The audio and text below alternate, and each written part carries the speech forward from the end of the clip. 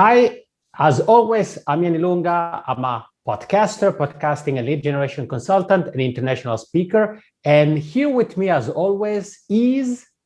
Hi, I'm Connie Steele. I am an author. I am also a podcaster, and I'm a marketing and strategy executive. And I've spent most of my career in the tech space. So I completely understand for those of you who are looking to really build out your brand story and really build out the business, leveraging different tools, different strategies, different marketing approaches. I hear you. I've been there. And so we're here to help.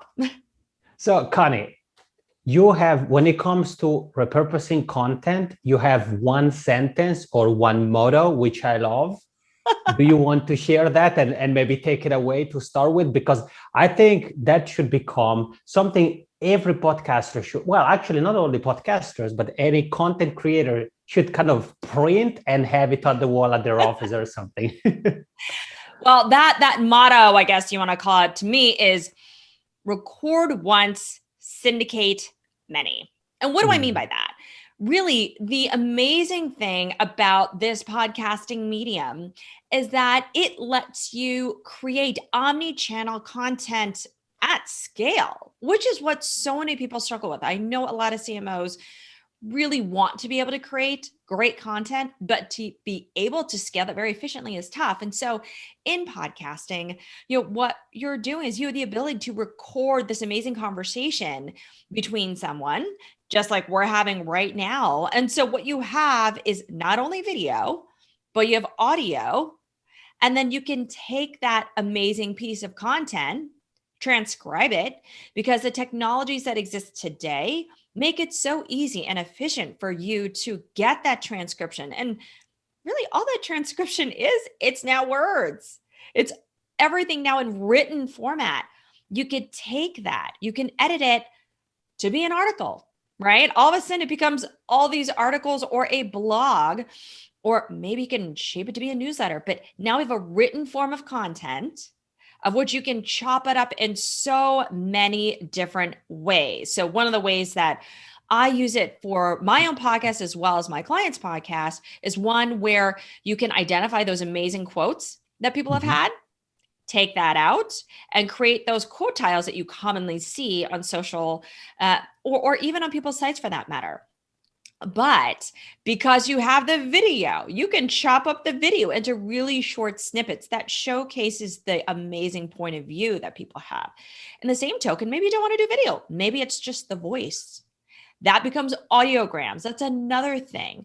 But those are a small bit, but there are so much more, such as you could take that content and create decks. You can create white papers. You can create testimonials. You can create case studies, but those are just some of the things that you can use for a business purpose. So Yann, I'd love for you to add on to everything that you've seen, because obviously you've been in this content space and podcasting space for so long. I'm sure you've seen creative ways people have, recorded once and syndicated many. Yeah, I love it. That's exactly the sentence I was referring to. And there is several ways one can repurpose his or her content. And definitely I'm going to double down on what you share. Gonna share some resources, some platforms that you can look into. But first, I want to actually take a moment to talk about why it's important to repurpose the content you create. The answer to that, or the reason behind it, is very simple. And is that the people you want to reach, your ideal customers, may consume content in various forms. Some may prefer audio, others prefer video, like we're recording right now, while others actually prefer still to be quote unquote old school and read something.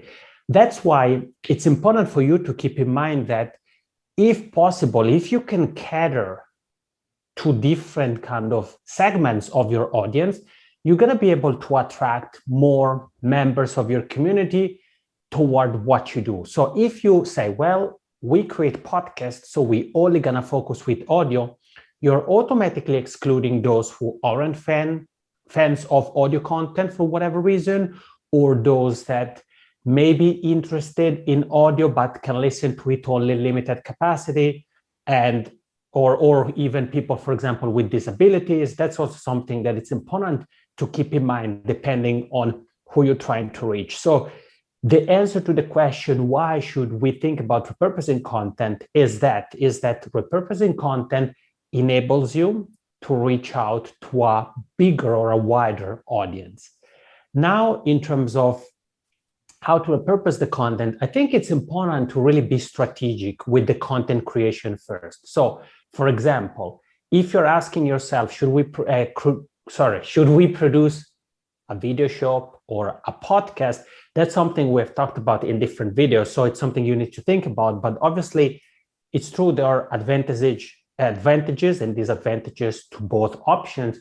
But if you go with video, like we are doing right now, it gives you an element that you won't have with an audio-only show, which is the visual dimension. So if you create a video show, you will have video, you can have audio, and you can have written content. So start by thinking about how you can be strategic when you create the content. So for example, if your company records, let's say once a week or once every couple of weeks, you want to make sure that as you're getting ready to produce the content, you also keep the repurposing and content marketing sides of things in mind. So for example, as you are recording, you may ask a member of your team, an assistant, a colleague, to take photos, to make short videos, so that all that can be shared on social media. Think of something like Instagram stories, for example. You can use that to tease the podcast episode that you're going to be releasing in a few days or a couple of weeks, or a new season that may be coming out soon. Another example of being strategic is, as you said, taking audiograms. If you are the one person who edits the content, or there is somebody else doing that, you could ask them to focus on specific, let's call them highlights of your interview or the episode you recorded, and have those marked somewhere, somehow. And we're going to talk about how to do that in a second, and then leverage that content. So before I share some tools and things like that, what are your thoughts about this, Connie, in terms of being strategic and thinking about repurposing and marketing at step one, or actually at step two, meaning when we are getting ready to record the content, should we already keep that in mind? What are your thoughts on that?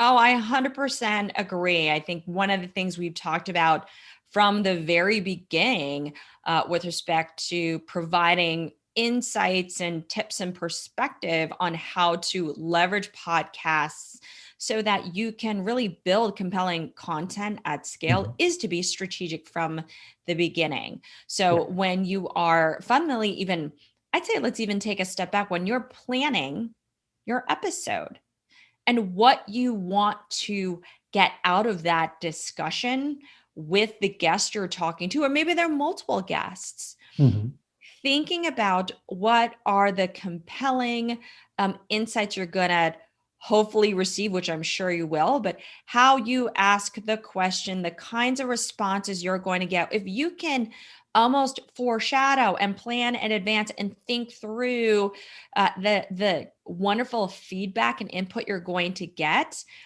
with the point in mind that you're going to repurpose it, chop it up in different ways so you can really generate the most breadth of exposure for that content, it is important. Otherwise, when you look at the recording, when you go back, you're going to be wondering, wait, okay, this conversation didn't really extract all these amazing things I wanted to then be able to really showcase, our value, if that's what your objective was, or build that thought leadership positioning that you're looking for.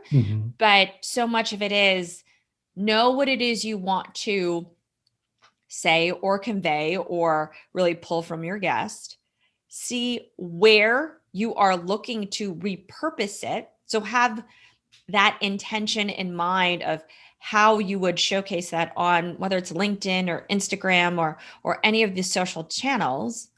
And then you're going to know really how to best, again, repurpose and slice and dice that information so that at the end of the day, you are able to really provide the most amount of value, right? Because that's what this is all about. Content is intended to pull people in now. It's not a push strategy anymore. It's a pull strategy. And so when you're able, again, to provide those awesome tidbits or really in-depth insights and learnings, because you're going to be running the spectrum. Again, to your point of being strategic from the beginning and honestly throughout, that is just so important, because then you're going to be happy with it. You do this even just once a month, you're going to feel really fulfilled in the work that you're doing, because you've gotten so much great stuff, and which will have a lot of longevity and expansiveness in targeting who you want to, in reaching the audience that you want to reach. Yeah, absolutely. So, yeah, Yann, I mean, I'm turning back to you, because I know there's so many. You are that amazing person who really understands the different tools, understands the different approaches and systems, also to help, do the repurposing efficiently. So would love to hear about, what you would recommend for people. Yeah, absolutely. Before I do that, a comment on what you just said. You made a very important point, which is understanding the platform or platforms you want to use. Very basic example that illustrates that. If you want to use something like Instagram stories, for example, or you want to post on Instagram, then you know by yourself that you won't be able to post a 20-minute video unless it's an IGTV, I think it's called. So it's important that as you are thinking about content you create or you repurpose, you keep in mind what are the limitations of the platform. So the video should be 1 minute or shorter. If you're talking about images, what's the size of an Instagram post versus the size of an Instagram story, and those kind of things. So it's important to really think about that. Now, it goes without saying that there is a trap that you could fall into, which is, okay, try to do everything. Try to repurpose your episode into 20,000 different micro pieces of content. And while that would be fantastic, it can also feel tiring and overwhelming really quickly. So my advice is start thinking about the platforms you want to focus on, and make sure that the content you repurpose, so the pieces of micro content that you create out of the original piece of content, which is your podcast episode, are working for that platform. So in more practical terms, how do you actually do that? Well, when it comes to editing the audio, if it's something you do in-house, there are plenty of audio editing software. So pretty much any of those options would work to just edit the audio. Audacity is an open source platform, a recording and editing software, which works on PC, works on Mac, works on Linux devices as well. So I think that's a good way to start from. If you want to look for something more advanced, there are other solutions like Pro Tools, there is Adobe Audition, there is Hindenburg Journalist. That's to work on the audio. When it comes to images, my recommendation is Canva, canva.com. Canva enables you to do many different things. The one I really like is that the platform comes with templates that are platform specific. So you don't have to wonder what should be the size of an image that you want to share as an Instagram story, for example, because the platform will give you a template or a canvas that it's already optimized for that specific platform. So you just upload your images or you use some of the templates they have, and you can make them look optimized for the specific use you want to make of that piece of content. An alternative to Canva, if for whatever reason you're looking for alternatives, is a platform called Crello. So the spelling of that is Crello, Crello.com. It's similar to Canva, so Canva or Crello would work. I have more recommendations, but first, Connie, I send it back to you. Do you have a couple of recommendations, for example, when it comes to transcribing an episode or when it comes to creating audiograms, which is a valuable piece of content you were talking about earlier? Absolutely. One of my favorite tools is Descript.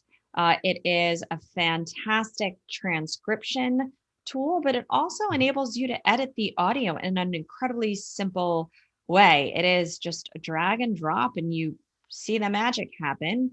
And it's quite simple to edit things out and pick the clips that you want. I'd say that's one. Another one is Headliner. And what's nice about Headliner is that it's also free to start. So you have a certain number that you do for free. And so it's an incredibly easy tool as well, where you can take that audio clip that you have and it instantly creates that audiogram and lets you integrate those visuals that you would have created in Canva to build this wonderful piece of micro content, as you said. So, there are quite a number of tools that are available. They're not difficult to use. You don't have to be any sort of tech savvy expert or anything. The most important thing comes down to understanding what is that great insight you want to share from this wealth of content you've created. All the tools are available. So don't focus on the tools would be my recommendation necessarily first, right? Everything is make sure that you capture the great content. All the other stuff will naturally follow, but just know that from that one piece, as we said, record once, but record really good stuff once. Right. Then you can syndicate many. Yeah, that's a very good point. It's always important that sure, you keep the repurposing, the content marketing side of things in mind, but that you focus on making a good job with the production of the content. You mentioned Headliner, which is a terrific tool. And in case you're actually relatively new to this space and you aren't sure what an audiogram is, you probably have seen it on social media. An audiogram is a sort of sandwich. I'm a foodie, I think, Connie, so let's use a food metaphor. An audiogram, it's a sandwich that includes a piece of audio, let's say an MP3 file, a segment, a snippet, a tip you shared in a specific podcast episode, and then an image or even a series of images in some cases, and then some kind of animation. It could be a bar, it could be a graph that basically as the piece of audio is played and let's say you are talking, the graph moves or the bar moves. So it gives it that animated effect, which is pretty cool. So Headliner is a fantastic one. Another option is called Wave. The spelling is with 2 V. I think it's Wave, WAVVE. I think it's .video, if I'm not mistaken. But if you just Google Wave audiograms, you will get that. So we've given you a few resources. The one I would add, if you create video content, it's a video editing tool. There's really plenty of options. You can go for something relatively straightforward that you may have already installed on your machine, something like iMovie, for example, or you could go for more advanced things. I'm thinking of something like ScreenFlow, Camtasia. There is another option, which I think is platform agnostic, called Filmora, which has a couple of spins to it. I think they have Filmora Pro and a couple of other options. And I mean, we could be here the entire day talking about tools, but the important part here to really understand is to be strategic with A, the planning of your content, B, the production of your content, and C, really making the most out of that piece of content you create. So imagine that your podcast episode, it's a fruit. You want to squeeze it and get as much content juice out of it as possible. And sometimes from a 5-minute long podcast episode, you can get so much repurposed content that you would be impressed by. So remember that you don't only need to think about the next episode or episodes you're producing, but you can even look at your catalog of episodes you may already have behind you and repurpose some of that content, especially if that content is evergreen. Connie, do you have any final words? I think we should definitely record a separate video where we talk more about the marketing logistics in terms of creating a marketing plan and those kind of things. But for now, to wrap things up when it comes to repurposing podcast content, do you have any final comments, final remarks, any final steps? Sure. I'd add on to what you just said is that I love that analogy that you use. Think of it as a fruit and then, try to squeeze as much out of it.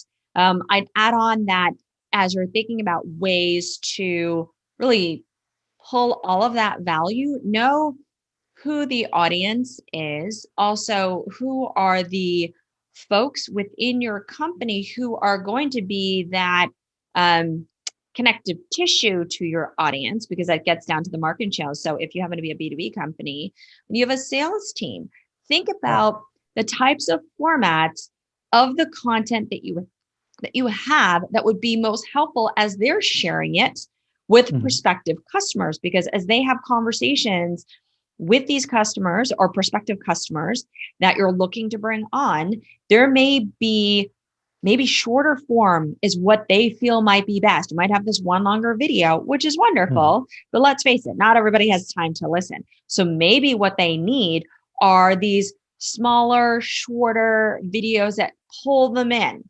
So think about that repurposing strategy based on also those people who are closest to the customers you want to attract, because they might have an intuitive sense on what will hook them because they're constantly having that intimate dialogue. Or, if you're a B2C technology company, make sure you really understand your audience and know that, what's the type of, information that would be most valuable to them. That also helps you determine what your repurposing strategy is versus it being, well, I got this great piece of content, I just need to repurpose and put it everywhere.